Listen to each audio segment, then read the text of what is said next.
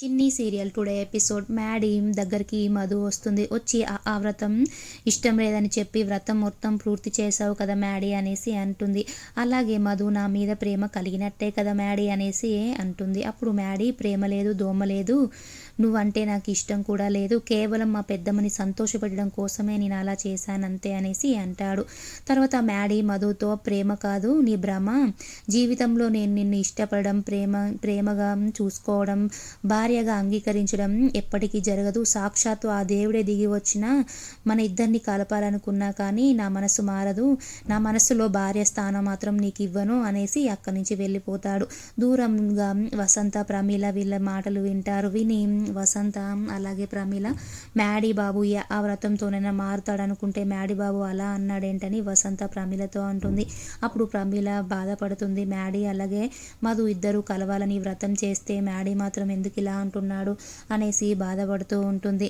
తర్వాత లోహిత వరుణ్ దగ్గరికి వెళ్తుంది. వరుణ్ అక్కడ ప్రసాదం తింటూ ఉంటాడు. అప్పుడు లోహిత, నువ్వెందుకు నన్ను స్టెప్స్ మీద ఎత్తుకొని దించేశావు, నేనంటే నీకు ఇష్టం లేదా వరుణ్ అనేసి అడుగుతుంది. అప్పుడు వరుణ్, నువ్వంటే నాకు ఇష్టమే లోహి, కానీ నువ్వు బరువు ఎక్కువ ఉండడం వల్ల నేను మోయలేక దించాను. ఆయన ఎందుకు అంత బరువు పెరిగావు లోహి అనేసి అడుగుతాడు. అప్పుడు లోహిత, నేనంత బరువేం లేనులే అనేసి అంటుంది.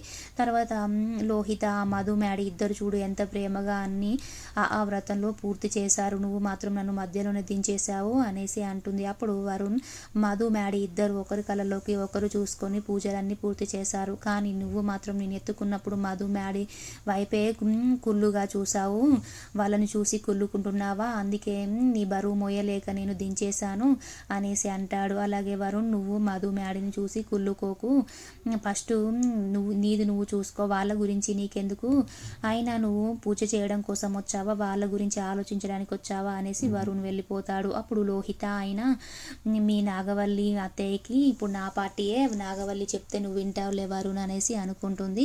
తర్వాత ప్రమీల బాధపడుతూ ఉంటుంది. అప్పుడు మ్యాడీ వచ్చి, ఏంటి పెద్దమ్మ ఏదో బాధపడుతున్నట్టున్నావు అనేసి అడుగుతాడు. అప్పుడు ప్రమీల, ఏం లేదులే నాన్న, నేను ఒకదాని గురించి ఆలోచిస్తున్నాను అనేసి అంటుంది. అప్పుడు మ్యాడీ, ఏంటి చెప్పు పెద్దమ్మ అనేసి అంటాడు. అప్పుడు మ్యాడీ, నువ్వు నన్ను చిన్నప్పటి నుంచి పెంచావు పెద్దమ్మ, నీ మాట నేను వింటాను, నీకేం బాధో చెప్పు పెద్దమ్మ అంటాడు. అప్పుడు ప్రమీల, ఏం లేదు నాన్న, నువ్వు చిన్నప్పుడు చిన్నిని ఇష్టపడ్డావు, ఆమెను ప్రేమించి పెళ్లి చేసుకోవాలనుకున్నావు, కానీ మధ్యలోనే మధుతో నీ పెళ్ళైన తర్వాత నువ్వు మధుతో చాలా బాగా ఉండాలి నాన్న, పెళ్ళి అంటే పవిత్ర బంధం, మా మధుని ఎప్పటికైనా కష్టం రాకుండా చూసుకోవాలి, ఒక బాధ్యతగా చూసుకోవాలి ఆ అమ్మాయిని అనేసి అంటుంది. అలాగే గతం గురించి ఆలోచించకుండా మర్చిపో నాన్న, గతంని భవిష్యత్తు గురించి ఆలోచించు, మధు గురించి ఆలోచించు, మధుని సంతోషపెట్టడం గురించి ఆలోచించు నాన్న అనేసి చెప్తుంది. అప్పుడు మ్యాడీ హ్యాపీగా ఫీల్ అవుతాడు. తర్వాత మధు ఆంజనేయ స్వామి దగ్గరకు వచ్చి, చిన్నప్పుడు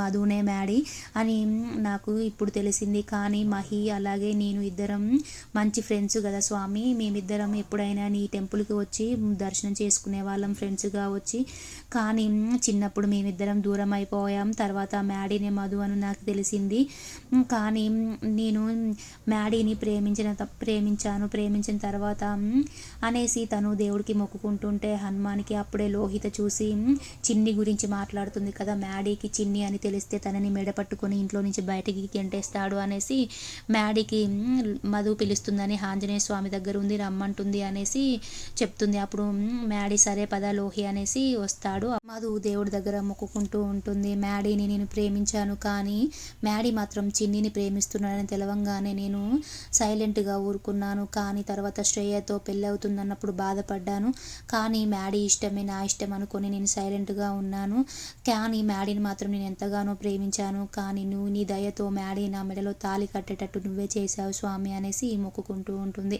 అప్పుడు మ్యాడీ దూరంగా మధు మాటలు వింటూ ఉంటాడు. మధు, ఎప్పుడైనా మ్యాడీ హ్యాపీగా సంతోషంగా ఉండేటట్టు చూడు తండ్రి అనేసి తను మొక్కుకుంటుంది. లోహిత, ఇంతసేపు చిన్ని గురించి మాట్లాడింది కదా మధు, ఇప్పుడు ఎందుకు మధు అనేసి పేరు పెట్టి మళ్ళీ మాట్లాడుతుంది.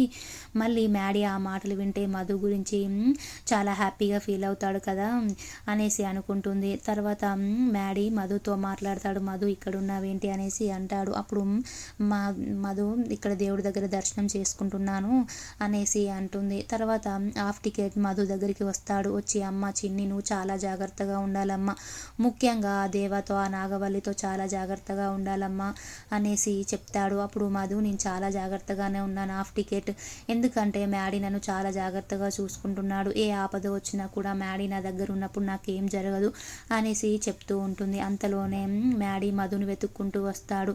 అక్కడే హాఫ్ టికెట్ మధు ఇద్దరు మాట్లాడుకుంటూ ఉంటారు.